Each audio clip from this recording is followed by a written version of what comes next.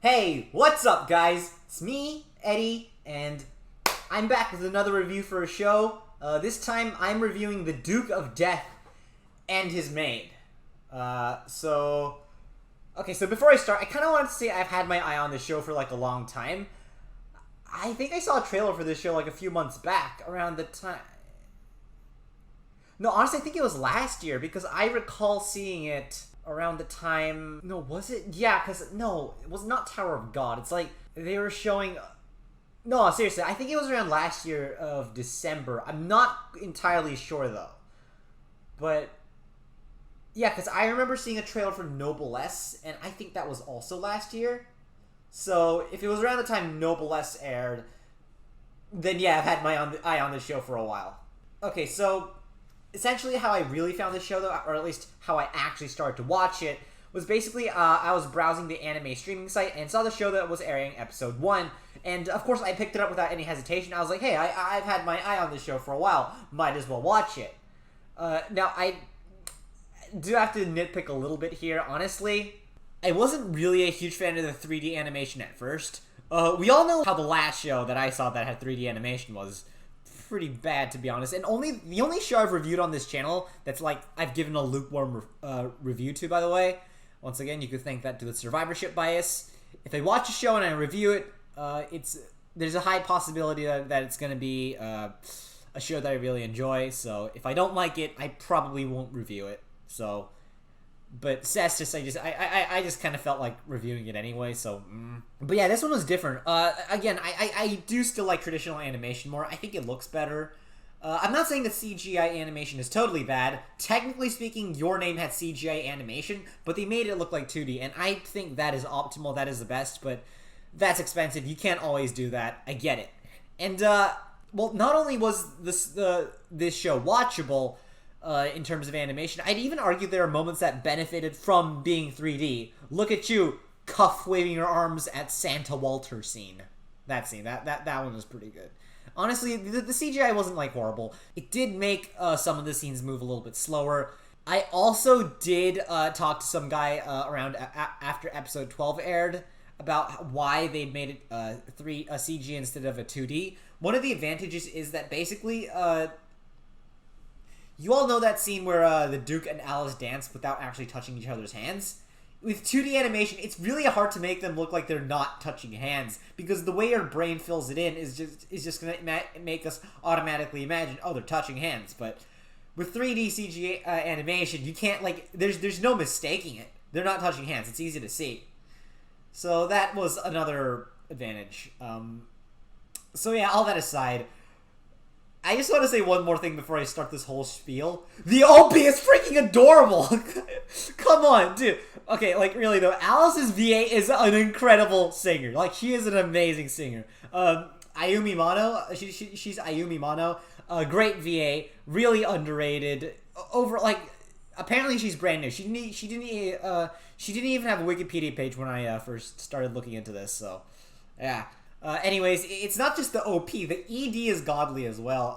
The soundtrack for this show overall is just really amazing. I love it. It is positively amazing. And the music just truly highlighted, like, the scenes in the show. The music in this show really, like, stuck out. Alright, maybe it wasn't around, like, Vivi level of music or, like, Astro Lost in Space levels of music, but it's still pretty damn good. So, yeah. And unlike Arte, which sadly got sidelined after a single season, this show will apparently have a season 2. Let's freaking go! Sorry about that. That was loud. I watched the full version of the OP and ED on YouTube, by the way, with subtitles on. Obviously, I didn't understand what they were saying when I just saw them in the show, because there's no subtitles for an OP or an ED. But if you like actually read the subtitles for like the text of what they're saying, because YouTube, they have the captions for what Duke and Alice are actually saying about. These two are horny as hell, okay? These two are horny as hell. Like, if weren't for the curse, it seems like they'd have like a dozen kids already. Just, these two are horny, okay? They're horny. It's how it is. Like, just the dialogue. Again, like, one of the best OPs and EDs I've ever heard in the entire season. This is one of those OPs I just never skip whenever I hear them. Like, There's a small list. Some of them involve like Astro Lost in Space. You got the Vivi OP. Yeah, you got OPs like that I just absolutely never skip no matter what. This OP was one of them because it's just so freaking good. Here's the thing though, I would actually say that the ED is really amazing as well. The ED is really underrated. Obviously, it's an ED, so I don't always listen to the ED, but when I did have the chance, whenever I did like feel like I had extra time left over, I would listen to the ED, and the ED is so good as well. The ED is just, if the OP is like really hype and just like adorable and wholesome, the ED is in like a very, okay, so the OP is adorable in like a very hype way. The ED is adorable in like a very melancholy and like introspective way. So I just thought that was really like, I love the ED as well. It's one of the best EDs I've ever heard. It's up there alongside Astra Lost in Space, Vivi, and the likes of those. So there's that. Anyways, I really like this show. Initially, I actually kind of wanted something with like a deep story and like a deep plot.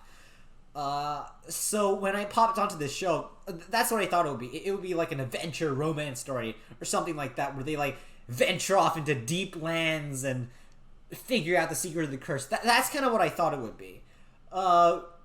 Turns out, no, that's not what the show is about. It's just a slice of life romance, and I was fine with it. Because the thing is, normally, like, I remember what happened when I had my expectations far too high last time with My Next Life as a Villainess Season 1, not Season 2, Season 1.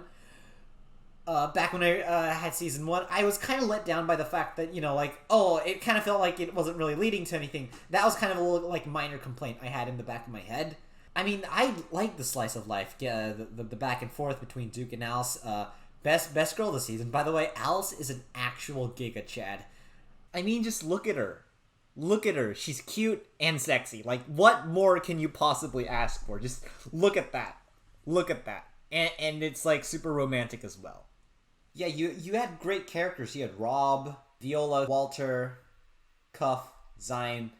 The only person I'd say I didn't like was Philip.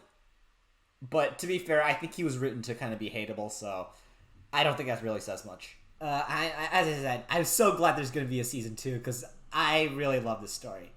But the thing is, as the show get on, it started to go a bit more deeper into that narrative story, you know, as they venture into, like, the Witch of Sabbath, the conspiracies, the whole thing about Sharon, and the Sharon and Daleth, and all that crazy stuff that goes down, and where each episode started to, like, get more and more connected to the last, and, you know, the kind of story I desired in the first place, so I guess I was pleasantly surprised.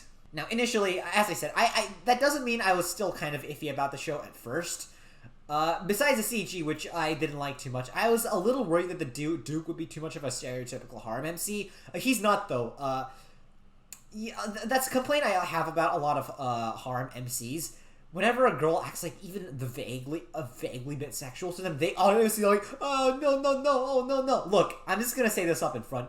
No guy in the world acts like that, okay? Unless they're just not interested in girls. Any man interested in girls, even if they act like, oh, no, at first, eventually they're gonna give in, okay? That's just the way things are. This is unrealistic. But Duke, it's actually perfectly justified why he does that. He always cringes. Okay, I don't want to say cringes and whines, but, like, the reason he's always, like, so iffy about Alice is that he's literally afraid of that exact thing. He knows that if Alice keeps doing this, he's, you know, gonna go insane. And to ensure that he doesn't accidentally end up touching Alice and killing her, that's why he acts like that. It's for her own good, basically. Because he knows he's dangerous. That's the thing. By the way, just imagine the blue balls on this guy. Just imagine how blue ball this Duke is. Poor fellow. Maybe that's why he's so horny. I don't know. And maybe same with Alice, honestly. I think I'm starting to see, like, the reason why the two of them act like this. And while it would be perfectly justified for him to, like, always stay, like, iffy and, like, a little bit scared about that sexual stuff throughout the show, no, he doesn't. He grows. You see him in episode 12 standing up for Alice in front of his mom. That was a true Giga Chad moment, okay? But yeah, that's the thing. That's one of the things I love about this show. It's the characters. I already talked about Duke and Alice. The Duke is... I feel bad for him, but, like, he's got a very good reason for the way he acts, his psychology, and of course, we can't have the Duke's growth without Alice. Alice, who's amazing, she's cute, she's amazing, she's devoted, and she's always there for him. These two grow off of each other.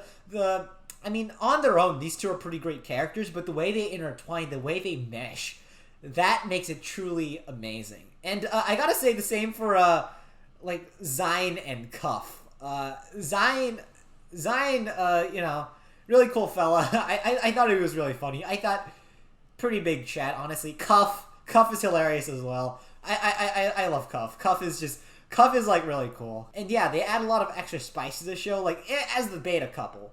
They add, you know, like a bit of they kind of like influence each other in ways as well. Sure, the Duke and Alice might be too like awkward to talk. If there's a moment where the Duke and Alice are too awkward to talk to each other directly, Zine and Cuff can interfere and, like, you know, help him out, and vice versa. The whole thing about Viola loving Rob is really awesome too, by the way. Viola's pretty funny, I guess. I did find her annoying sometimes, but honestly, Viola, like, overall, I'm mostly positive on her. Walter, I did find him more annoying. I say I'm a little 50-50 on the guy, but then again, we've only started to see him become cool towards, like, the very end of the show. Well, he only appears at the end of the show, towards the end of the show.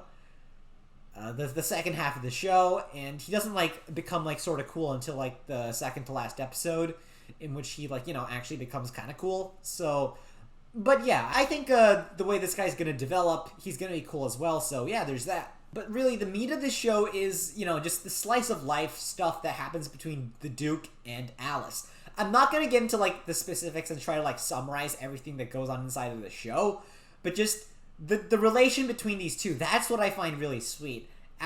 Just, as I said, the way the Duke grew from, we see the flashbacks, and I think it was, like, somewhere in the middle of the show, we see flashbacks of the Duke and what he was originally like.